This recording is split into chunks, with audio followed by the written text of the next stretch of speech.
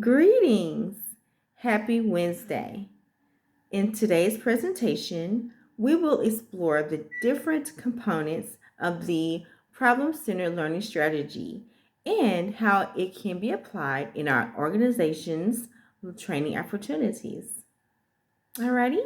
For starters, the strategy is effective because it helps employees to connect the relationships between the skills being learned in the training environment to the real life duties that they will experience in production. That's greatly exciting. And they'll be able to demonstrate the component skills in the context of different problems. Okay. The trainers provide multiple opportunities for learners to apply component skills through mock iterations and listening to calls. And I can just a brief experience. As a former trainer here, I was able to see how effective um, practicing mock calls with my new learners, how it was. It allowed me to gain it allowed the class to gain a greater understanding of the real world experience that they will be facing upon transitioning to production. So I know that we did cover a wide range of scenarios doing our mock iterations. At times it was a Q&A session, because they needed a deeper understanding, but it introduced by allowing that occurrence to happen. They were able to kind of gain the bridge the gap between what they're being taught in the class and what they're going to experience when they transition. So that was very effective in that. We also provide opportunities for learners to receive feedback on their application of the component skills through integrated knowledge checks and the required testing. So there are throughout your employment here, of course, and which we pride ourselves in. We do trainings, continuing education. So the problem, this particular strategy is what we need in order to and is what we need in order to continue to foster and develop the learning experience with all of our agents on every level, new hires and tenured agents as well. So definitely need this strategy in place.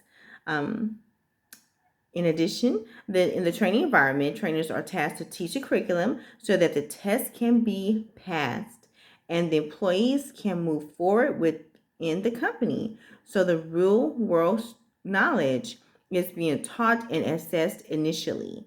And after the employee transitions, they would take continuing education courses where training is ongoing and required. Both occurrences are mandatory, of course, and reinforce the real world experiences that are relevant to the job description. So, of course, we do have a wide variety of clients that we meet their needs. We definitely use this strategy across the board, and we'll be able to effectively influence our agents' learning experience. Okay, so of course, upon further examination of this strategy, we can also consider how the learning theories that are most fitting for our organization will be the cognitive theory due to the level of comprehension that is required and embedded in training, the connectism theory due to the technology platform that we hold high, of course, in and out of the training environment. As you know, we are definitely a technology driven industry, so that's definitely a given here. The adult learning theory, also due to the nature of our business, we have adult learners across the board. And lastly, the behaviorism theory, where the punishment and reward system that is embedded in the training. So, due to the nature of our training, of course, if there's no passing scores, then of course we would not be moving forward. However, we do foster the training, the passing of the classes, so that way we will be able to move forward with the agents, and they can be productive. Okay, so in my conclusion, it can be determined that our organization will be a prime candidate to use this strategy as the primary learning model in all learning environments. So it's very important that we are not just putting out the information, but of course bridging that gap between with the agents or the adults, the new hires, what they are actually getting in the classroom and bringing it alive in real life. So thank you again for listening, and I hope you have a wonderful day.